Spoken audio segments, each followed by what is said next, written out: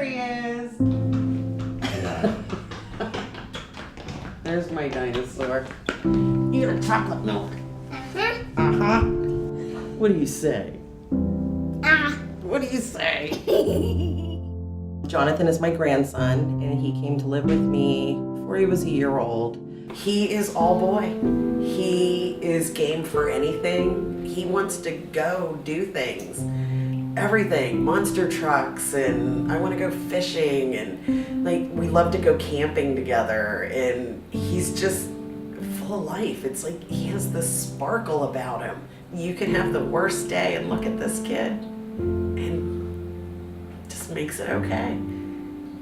After he turned about 3 years old, I started to see some things that weren't normal, you know, vomiting at certain times a day, headaches, you know, less playing, more bedtime, and then his veins started to get engorged on his head, so I took him to the doctor.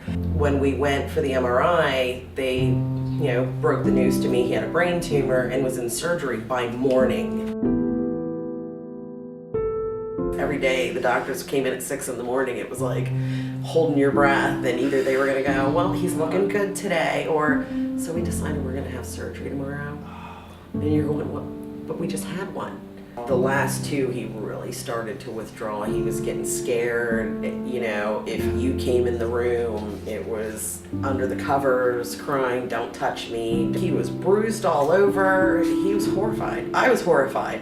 So it was like, we're trying to get his physical self healed, but he's crumbling mentally. He didn't want to get out of bed. He didn't want to play. He refused to go outside, which for a 4-year-old little boy who lives in the dirt with construction vehicles, it was really getting scary.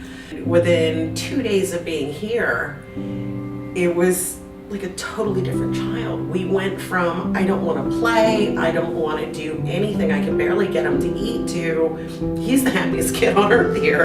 The sleep started to come together. You have nesting rooms. The hospital, he had nightmares every night. He hasn't had one since we've been here.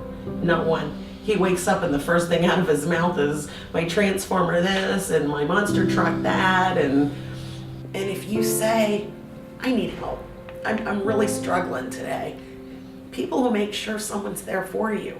And you gotta just step away from it sometimes. So you get to know the other parents, you get to lean on each other, we sit outside, drink coffee in the morning in a group, and it's as close to being at home as possible, you know, instead of sitting here by yourself, eating your meals alone, and feeling, you know, like you're cut off from the world.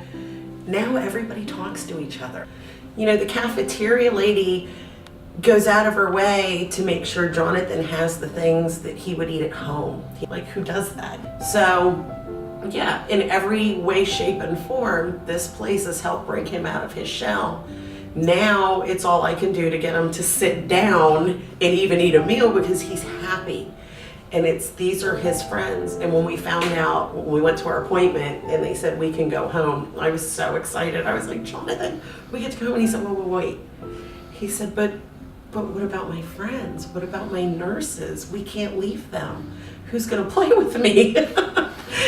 It's made a difference to be able to go in a room, close the door, turn the TV on, and pretend you're at home in your own bedroom for a while. You have an actual bed and not a couch. So that's really given us a lot of peace. I mean, when you talk about hospitality, this is it. This is the true meaning of hospitality. It's anything I can do to make you feel comfortable and at home, because we recognize you're not at home.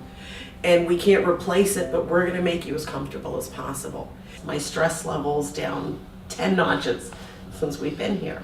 It's just an amazing place for us. If I had $1 million, I'd give it to you to keep it going.